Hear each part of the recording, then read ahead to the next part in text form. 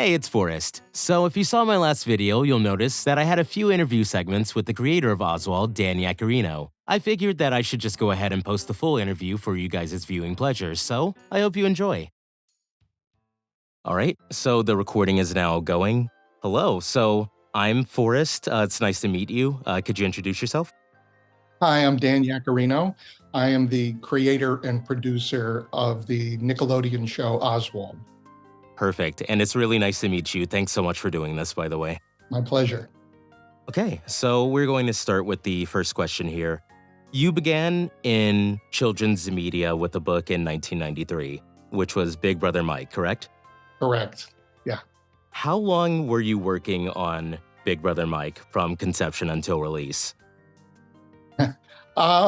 Well, it was my first book. I had actually graduated from Parsons School of Design as mostly a commercial illustrator. So prior to that, I had been working in magazines, newspapers, book covers, ad campaigns, and different things like that. So I had been working for a few years as an illustrator. And just by chance, I met a children's book editor. And with the encouragement of a friend of mine who had already done a few books, I did show my portfolio, and the editor just asked me, do you have any ideas for books? And I'm going to be quite honest, I had no ideas for books, but I like kids' books. I didn't know much about them at the time. So being that I had no ideas, I said, yes, I do. They're home. I left them at home.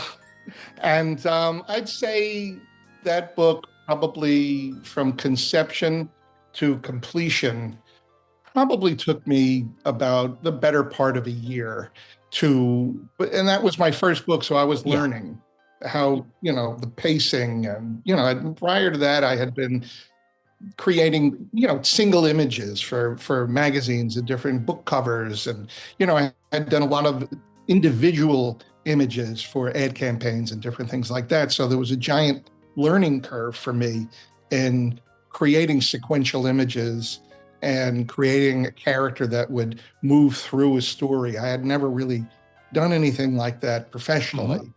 When I was growing up, I made comic books and little books and things like that. But I'd say it took most of a year. Do you still have a copy of the book? Yes, I have the first printing of every book I've ever published. That is awesome. Yeah, the Smithsonian's going to get them all, whether they want them or not. But, Well, I hope they do. Okay, next question. So your work reflects a strong passion for creating emotional connections between children and the shows that they watch or the books that they read. How did you realize that this was something that you wanted to do? The feeling that I got when I first had the book in my hands, because I didn't know if I'd particularly like doing it, so I figured, let me try it and see if I like it.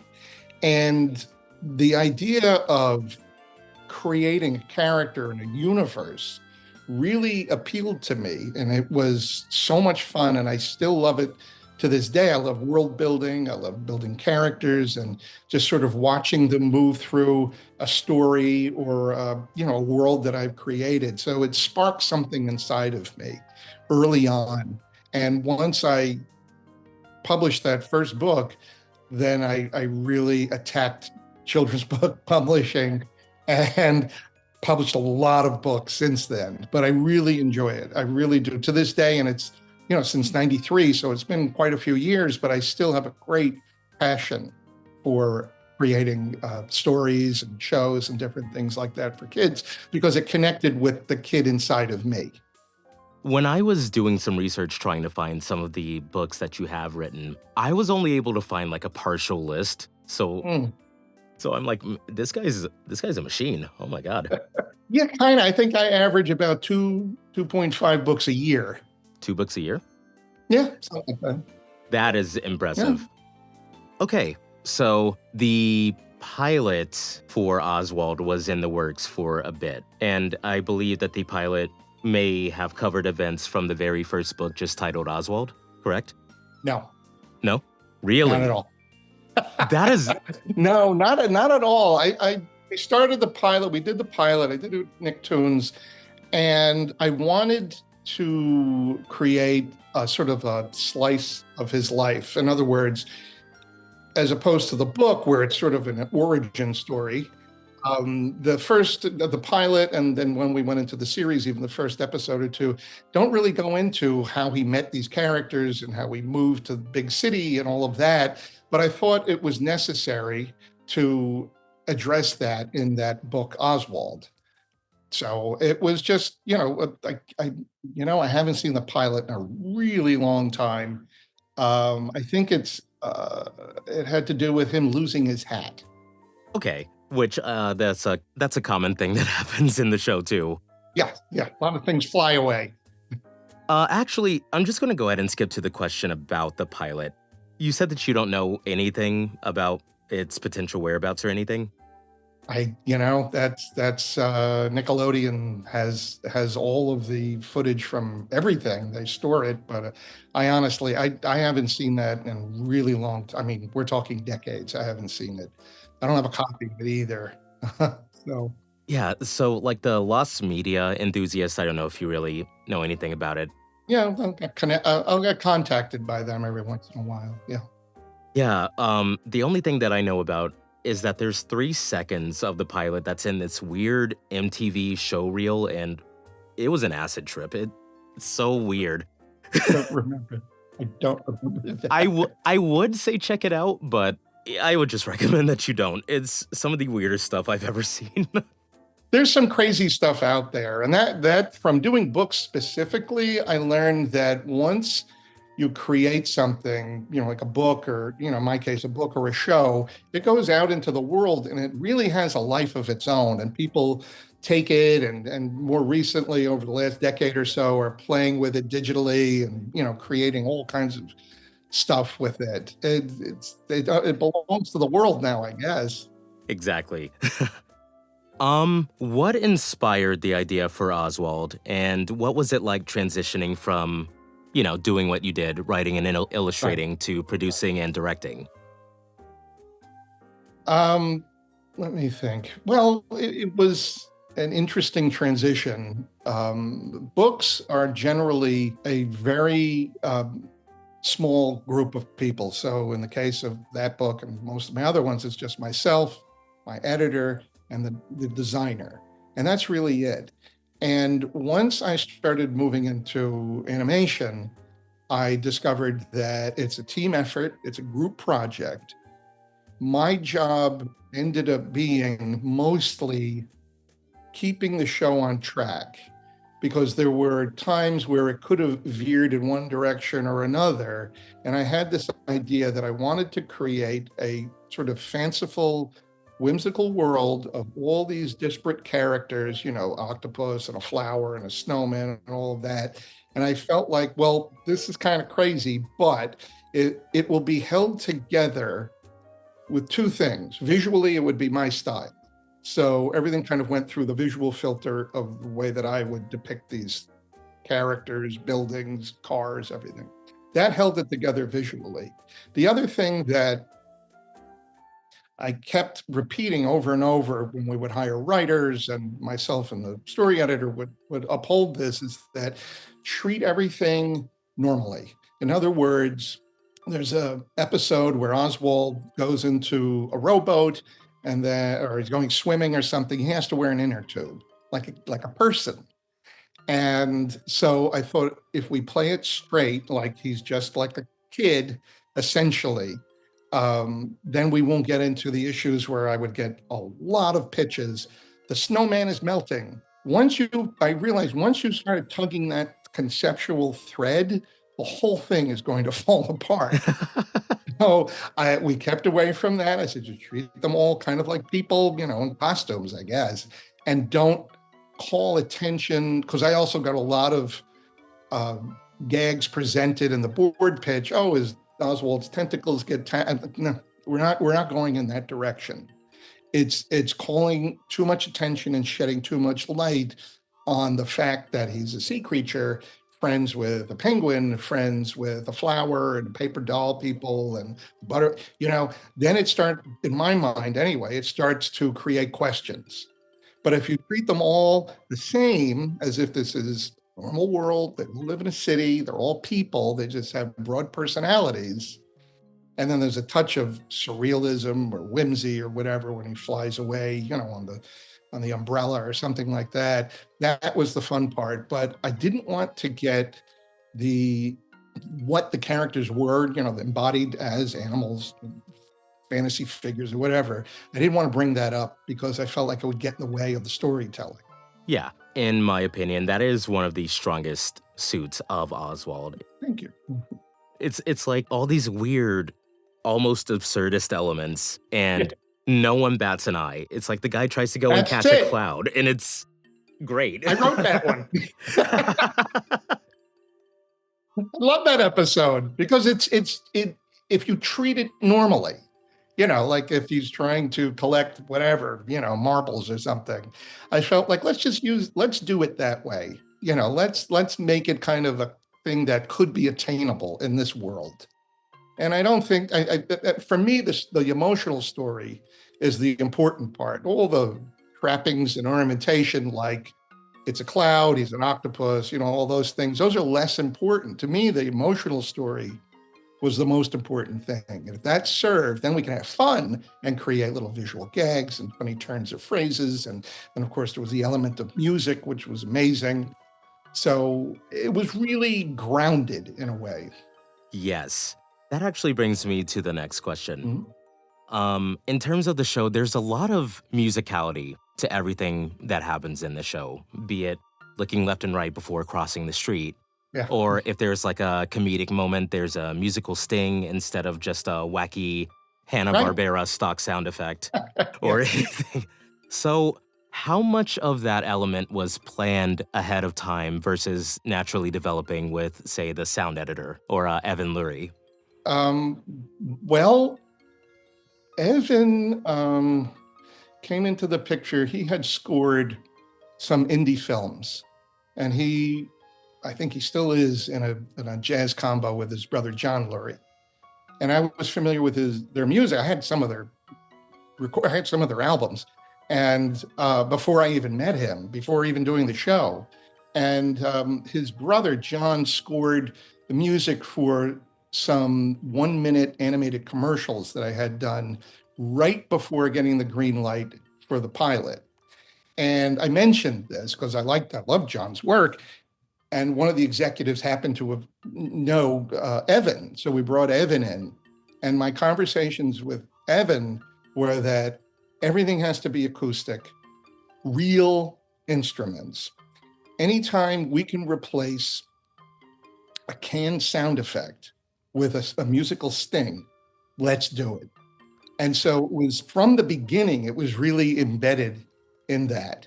He would do these beautiful beds of music, and he would score a picture, on the screen. And I would sit in on the spotting sessions, which was really exciting. And then we would come up against a whole list of, here are the sound effects. Something flies away, something drops, all those different things. So we would discuss what instruments he would use for these things. And he was brilliant. I mean, it was just beyond what I could have imagined. But my mantra was acoustic, real instruments, acoustic, no synthesizers, nothing like that. And he would record it live too, which was amazing. So yeah, got lucky. Just as a quick aside, would you say that there's a bit of a jazzy element to it because of his background playing in a band? Yeah, that's why I loved his work. But he was so versatile because I would write a lot of the song lyrics, or I would co-write some of the song lyrics, and I would have an idea. This is a waltz. This is, like another, whatever, 4/4 time. This is a march. This is it. And then he would take it and make it way better than I could have possibly even imagined. But a lot of the lyrics were written deliberately for the style of music it was going to be. Awesome. Or the instruments he chose. He said, I'm going to call in the cellist, the violinist, and the French horn person. And so he would do a rough track, and we'd listen to it, and he would, work it out. And then we'd go to the spotting session, and it was magic, really. It was so much fun. Whose idea was the penguin polka? I just gotta know. It was either myself or the story editor, Fred Stroppel, who was so funny. I really enjoyed working with Fred. We were of a similar mind. And so mostly we would, the episodes that either he wrote, I wrote, or we wrote together, we would just try to crack each other up with these kind of weird, surreal gags and little moments and things like that. But he really, yeah, I was so fortunate to find the team. We had Evan, we had Fred, we had Fred Savage do the main voice, and it was remarkable. The whole thing kind of came together. And I think, I hear a lot of people say that, it's unlike a lot of other shows.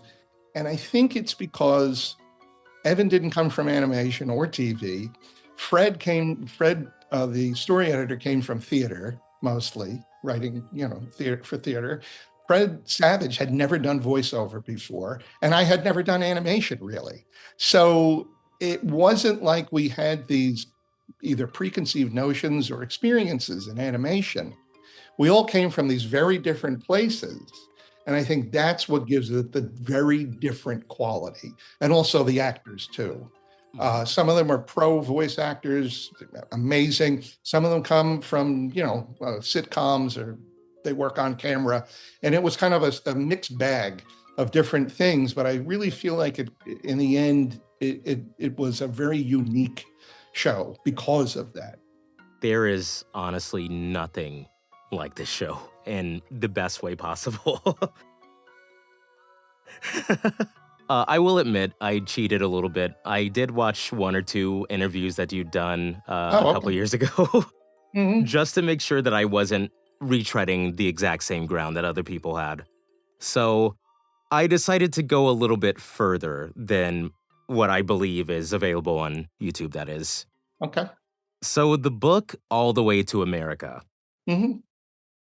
So I read it, and it was really sweet, and it was heartwarming to see that sort of generational through line because of the little shovel. Mhm. And I noticed that a couple of the professions that your family had were Mhm. central plot points and elements in certain episodes of Oswald, like the barber or, gardening, etc. So my question is, how much of your own life and family history influenced the world of Big City? So much. Um, there are little gags in there that I don't know if anyone sees them or understands them, but it was from my life experience. And the story editor and I would sit down, and we would just, either I brought in notes or Fred brought in notes, and we would just kick around ideas. But yes, a lot of things that I create come from my life. I've done books. I just did a book, a little graphic novel about these two sisters, and one of them is named Lucy. My daughter is named Lucy. Um, and there's a lot of different things in there. I'm trying to know off the top of my head. I can't think of another example in the show. But yeah, a Barber Bingo Bunny. I have personal experience because my dad, when he was very young, was a barber. I'm trying to think of other things. There's lots of things with food. And the past generations were somehow involved. My father's side were involved with either having restaurants or markets or different things like that. So food is very much a part of my life. And I live in New York City, so I had to have a diner in there because, like, why not? And of course the diner has to have a gigantic coffee cup on the roof, so you'll know it's a diner. So A follow-up question. Do you think that there's a lot of diverse elements in terms of like the characters in the show? Do you think that in a way reflects how your grandfather felt in Little Italy when he first moved in? Because right. I noticed that you made it a point to talk about how there were all these different people from different walks of life. And I just wanted to know if that's also something that reflects in all these wacky characters in Oswald. Well, it's kind of a reflection of my experience living here in Manhattan, because it is a real diverse culture Mhm. here. Mhm. And I just wanted to represent that. And then, of course, I just wanted to be creative and say, oh, there's a tree and there's a jack-o'-lantern that owns a candy store. And, just like all these, I understand what you're saying. They're sort of a swap out for different cultures. Yeah. And I live with that, and I love it. It's very enriching, and makes life a lot more fun for me. And I guess you swap out species or something like that for culture, maybe. But I did want a whole sort of group of very diverse characters that all come together under the umbrella of the drawing style. And like I said before, the concept that everything is just kind of played straight. And you don't really, and you'll watch the show, I don't think there's really any reference to what they are. Yeah. I didn't want to make a point of it. That's not there. And if you watch the show, you'll get it. I didn't want to hit anybody over the head saying, golly, look how diverse we all are. That's a total drag. I don't want to watch that show. But if they do stuff and act, normally, or they do things together or whatever, there you go. It's better than saying it. Seeing it is always better than saying it. From one interview that I watched, you mentioned that you pitched Oswald to Disney and Nickelodeon at the same time. Do you think that the show would have turned out differently had it been on Playhouse Disney instead? Yes, definitely. When I pitched, I can't remember who I pitched it to, but they were having a hard time wrapping their head around the weird concept because they kept asking, so this whole thing is underwater, right? No. You don't get it. He needs an inner tube to go in the water. He lives in an apartment building and drives a car. But he lives down, upstairs from a penguin. So they couldn't quite square it. But when I that was in LA, and then I flew back, and I think a few days later, I pitched it to Nickelodeon. And I think that they were just very open. It was creator driven. That was their policy. And they kind of just said, okay, you clearly know what you want. And this kind of looks good to us. Let's do a pilot. And it was very gracious of them to give me this free rein, not totally, but a very free rein on what I wanted to do. And I think that what their thought, and this is only me saying this, but I think their thought was, well, let's see what this guy could do. Yeah. He clearly is passionate about this really weird idea. So let's see it through. It's weird that, the Disney folks that you pitched it to were a little bit hesitant about the elements that are in Oswald because, what was Roly Poly Oly? What was Bear in the Big Blue House? Except just another show with weird, fantastical elements, but they couldn't pin down, hey, it's just a guy who lives in an apartment with a literal hot dog above a penguin, So, right. You see that every day. Come on. Just regular Tuesday. Well, Roly Poly, that's Bill Joyce's show, and I adore the show. I adore Bill. He was a wonderful guy. He created a universe of robots, but it was very that kind of. I think what he was going for was this kind of weird Fleischer Brothers animation, that old 30s, where everything was constantly moving. That kind of fire hose kind of arms, and he did a sort of a contemporary version of it, but it was a world of robots. But yeah, I think I just wanted to push against that and just say, this is what I feel like it being. And as long as I was able to justify with solid stories and, obviously good acting and all of that supported that. And then it kind of, the weirdness of it, I think, would kind of go into the background a bit.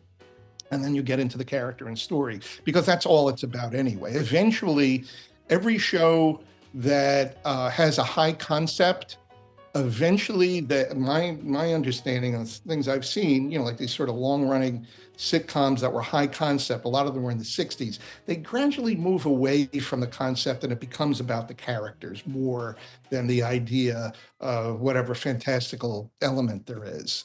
And I feel like that happened. I think when people first watched the show, they were kind of scratching their head, but it was charming and funny and gentle and slow-paced and silly. And I think that's why people continued to watch it.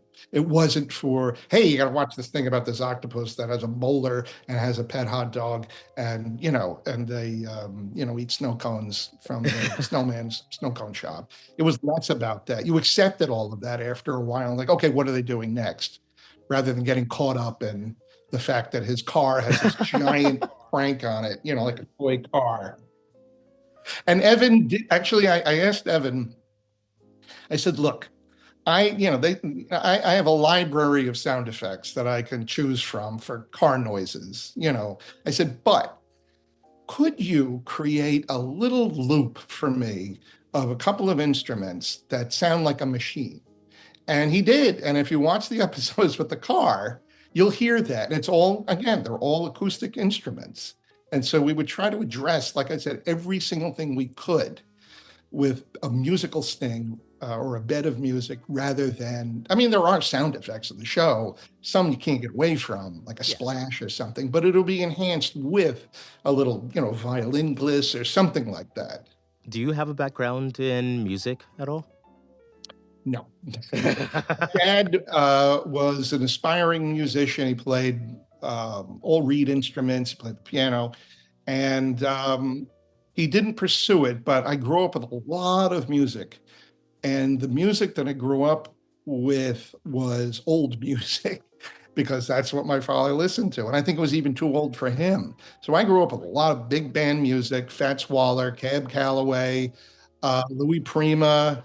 And then I fell in love with that music plus music from the 60s, which again is before my time, Motown and all of that. I'm a big music fan. I attempted to play a musical instrument that did not work out for me. So I stuck to the writing and illustrating.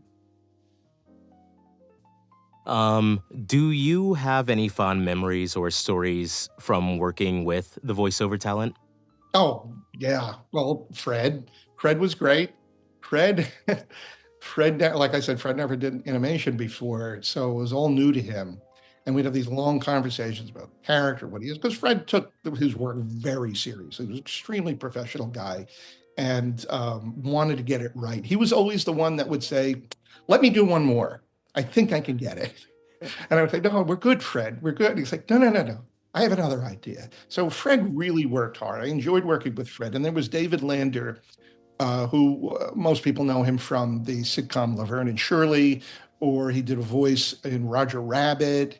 He was in A League of Their Own. I mean, he's a long resume. He really had been around for a long time. And I would, as a kid, watch Laverne and Shirley so I could see his character and his partner. That was my favorite part of the show. And so I was a fan. And David was the sweetest man in the world. He was so funny and eager to, again, get it right.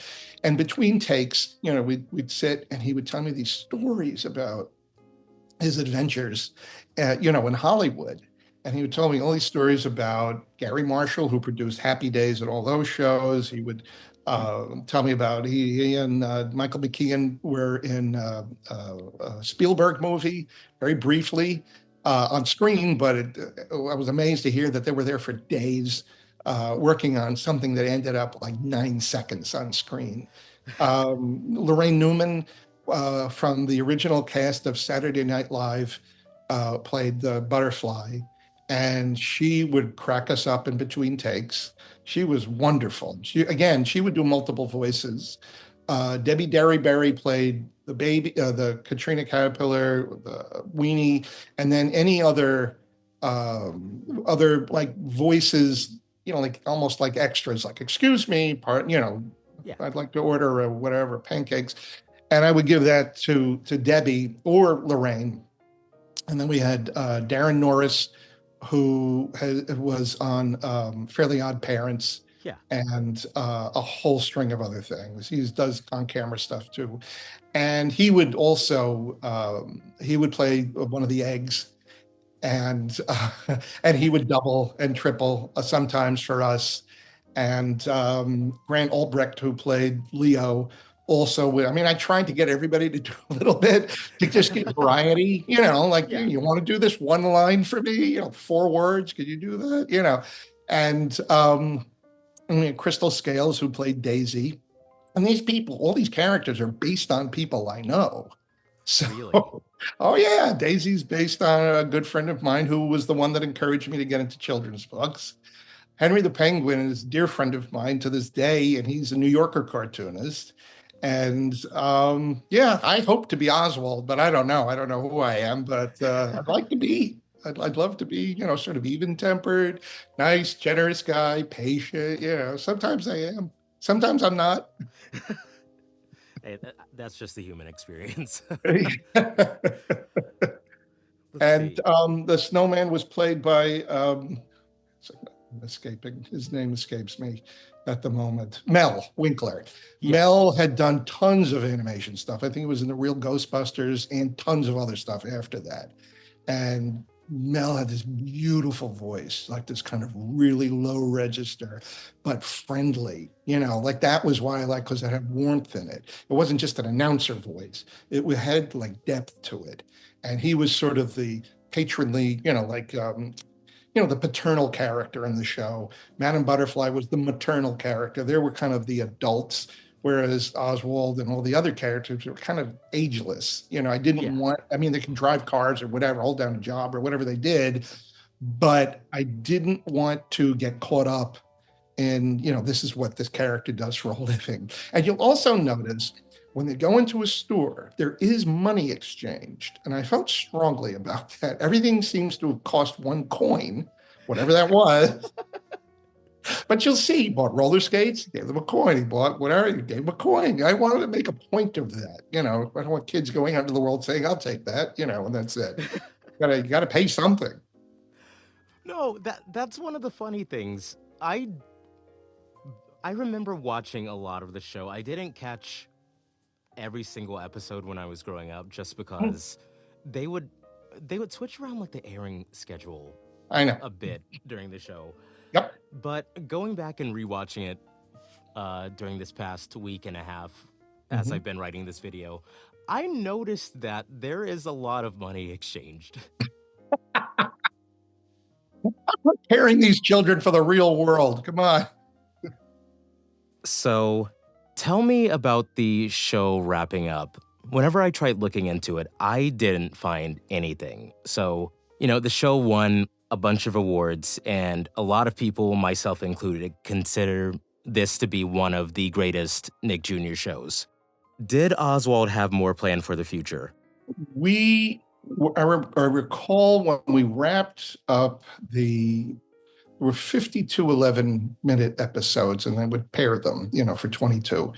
I remember working with the story editor on banking scripts in anticipation of the show going back into production. I can't remember what it was hinging on back then. But I recall getting, the phone call saying, we're not going to move ahead. And I had already, I think I even at that point, probably, I let the crew go. There was nothing for them to do. They had to go on to another show. I couldn't ask them to stay. But I did still engage the story editor, and I had an assistant. She stayed on. I had a production manager. He stayed on for a little while. But eventually it was obvious that we weren't coming back. And I wish I can remember the reason why. But you mentioned earlier that they did move it around the schedule quite a bit. And if you move a show around the schedule, around your schedule, you can't keep an audience. And I don't know why they did that. Oh, sorry, I had to restart the recording. Okay, you want to start again? No. If you don't mind. I wish I knew. I'd love for a reboot, so if everyone could petition, I guess, no, who owns it now? Whoever owns it, Paramount. I want to say Paramount Plus, but I don't know if they actually own the rights to it. But I would love a reboot. I really would. It would really be so much fun because we had a whole bunch of stories already banked and they were ready to go. And most of the cast is, I'm sure, keen on getting back into it. And yeah, some board artists that I know would love to come back because, I have to say that one of the greatest compliments I get on any show that I do is a member of the crew. When you're going out to either get a storyboard job or a writing job, a script job, the greatest compliment that I can get is that they will use the work they did on Oswald or Doug Unplugs or Will as Well, the other shows that I've done, Yeah. as a sample of their best work. That makes me so happy.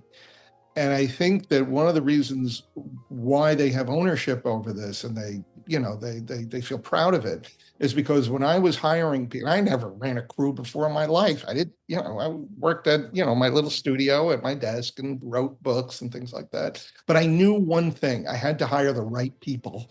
And I don't like to micromanage people. So I think one of the most important jobs as a producer is to hire the right people and let them go, let them do what they're going to do. I had a background artist, and you'll notice all the crazy backgrounds in the show, or these buildings, bowling ball, birthday cake, all these different things. And I had done a couple of little doodles to pitch the show. This is the kind of universe I'm thinking of, very surreal but funny, and the bread buses, the loaf of bread bus, and the lemon taxis, and just things like that. But with all the backgrounds, I would look at portfolios, and there was this illustrator who I really, really liked. So this guy's great. We have to get him. So I said, well, why don't you do some samples for me over the weekend and come back and show me? And what he essentially did was mimic my style and mimic my ideas. I said, no. I want to hire you because of the work you had in your portfolio. You weren't imitating any. This is the work you want to do. And I saw some of these, elements in there. And I said, do what you want. And he looked at me and said, really? I can do what I want? I said, yeah, go nuts, man. Go. And he came back. He had like all these huge pieces of paper taped to each other. This guy went crazy, and he made all the gorgeous artwork because I let him go. Like, I didn't hire you so you can do my work. I can already do my work. I don't need that. I need you to do your work, and it's going to be better than my work. It's going to be, enhance the show even more. And I felt like that with, obviously the things I don't know how to do, like compose music, but the writers, I wanted talented writers, oh, nuts. Suzanne Collins, who wrote The Hunger Games. Wait, that's Suzanne Collins? What? She's great, very quiet, but really funny. She knew, and I enjoyed, working with her a little bit, and it was fun. We had a good time, but I wanted to hire the best people that I could and allow them to do their job. Well, And when you do that, you have more ownership over it. And if you have more ownership over it, you're going to pour more of yourself and just generally hard work and effort and energy into it because you love it. Mm-hmm. So a lot of times these designers and board artists and things, they're mimicking what's already been laid out, and I've written for a few shows, and I've, know people that run shows and things, and it's a very different vibe. And it's just like, here's the style guide, here's the writer's guide, here's, and then follow this. And a lot of these shows that I see now, and even back then, were kind of formulaic. And that was the other aspect of the show, is like, I want this to kind of be freewheeling, and there's no, if we're going to do a birthday episode, you better believe this is going to be a weird birthday episode where he makes a gigantic cake in the bathtub using a unicycle to mix it. That's our birthday episode. We'll have the sleepover episode again, but we have to watch Penguin Patrol and, play the polka. And, it was our version, the Oswald version of all those standard issue plots. I just wanted to do them differently because I kept thinking, would I want to watch this as a kid? So that was really the guiding force behind the whole thing, is would I want to have watched this when I was growing up? The sleepover episode is not only my personal favorite, I swear that's the first episode I remember seeing when I was... Oh, that was a good one. Loved it. So you ended up answering one of my questions, so I'm going to ask you one of the questions that I ended up scrapping, if you don't mind. Mm, go ahead. With Oswald having come out when it did, it's honestly aged extremely well. Thank Do you. you think that if it had come out today, do you think that it would still get the same amount of critical acclaim, or do you think that it would reach greater heights? I think if we went back into production, I think that the show would resonate even more so because now we're not limited to broadcast television anymore or even DVDs or anything like that. I think the reach would be farther. I took great pains in Oswald and the other shows I've done, as well as my books, as much as I can to make them timeless. There's not a lot. I mean, there were cell phones back then, flip phones or whatever they were. No, we're not doing that. We're not going to do that. This is a world where technology, if we're going to use technology in some way, it's got to be either we invent it or it's going to be retro or, we're going to do our own version of it. And I didn't want technology or any trappings because technology ages a show. Yes. Really. I mean, if you watched, what was that movie? Wall Street with Michael Douglas, good movie, really dramatic, all of that. Like, oh yeah, this is great. And then he pulls out this cell phone that's like the size of a shoebox, and he's like pulling the antenna. I'm like, ugh, they only didn't do that, because that's the sore thumb in that movie. It was a great movie, but technology, because it moves so quickly, it ages things very, very quickly. So I wanted to stay away from that. And if you look at my books, I think one of the reasons why my books and my work in general have sort of a retro look, one is because I love that era of style and it's so clean and beautiful, color pattern, like everything.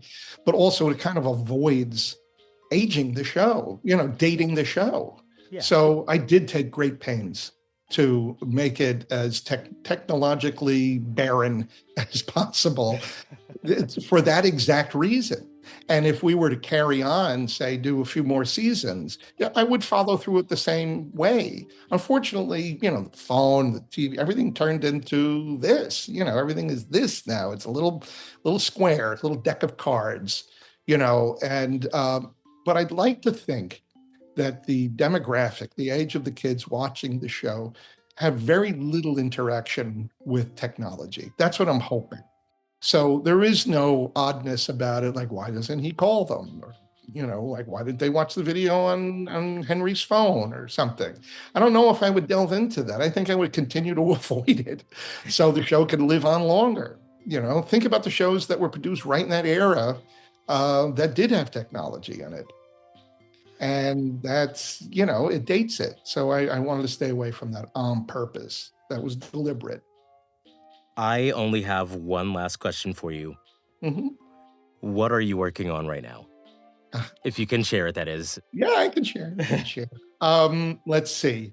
I'm working on several book projects right now. This one, actually have it right here. These are the advanced copy. This book will come out in September. It's called Piccolo. Ah. And you can see it, right? Yeah. And it's a story about. It takes place in Italy. I'm American of Italian descent, and so that was the culture I grew up in, and on the East Coast. And I love Italy. I love everything Italian, and so I decided to lean into it. I mean, you mentioned the All the Way to America book. But I wanted to create sort of a fictionalized world again, with a cast of characters, because I guess that's something I enjoy doing in retro. I mean, I look back and I'm like, I guess I like doing that, making these ensemble kind of stories and characters and worlds. And so this will come out in September, and I so enjoyed doing it. And I'm working on the sequel right now, and it's about a little a shrew, which is the smallest mammal on the planet. It doesn't quite weigh as much as 2 pennies. It's the tiniest little mammal on Earth, and it lives in Italy, like this species lives in Italy. And this little guy is like sort of a do-gooder. He rides a Vespa, and it's just something I've wanted to do for a long time because I love Italian architecture and design and all of that. So here's my chance to infuse this story with beautiful posters, in the background, sports cars, Vespa, style, all of this stuff, beautiful architecture. And I really enjoyed working on that. So that's the next book that's coming out. Piccolo will come out in September, and then the sequel will come out a year later. And hopefully there'll be more. Well, that is all the questions that I have for you. I Okay. just wanted to take a moment to say thank you so very much for You're welcome. the works that you've created, because Oswald is very, very much instrumental to me being the person that I am right now. Thank you. And I Very kind of you to say that. and I honestly could not have imagined a childhood without it. So thank you once again. I didn't know that at the time. I didn't know the viewers, what would I didn't even think about what would happen when they grow up, But thank you. I really do appreciate. I get emails all the time, very kind people letting me know they enjoyed the show growing up, and it's so meaningful to me to know that in some way, shape, or form. And I know it's really the connection is Oswald, but at least I was part of that connection. And I do hear a lot. You taught me how to cross the street, properly by looking both ways. And a lot of the messages I get, either through Instagram or emails or whatever, it's about empathy. Almost all of them are about the show being a good example of being an empathetic person. And that, to me, is the most important. The entertainment is fine. You enjoy the music and the silly stories and the funny, situations. But the underlying message of that show and all of the work that I do, honestly, is about empathy and kindness and, just, meeting people in the middle. And, that's really it. This is my vehicle. The shows, the books are my vehicle to be able to deliver that message. That's really it. That's it for me. If someone could walk away and say, oh, I guess I should think about it another point of view from someone else's point of view. That's all I wanted, really. Well, I think that the show and the works that you've done do an amazing job of reflecting that. Thank you. I appreciate that.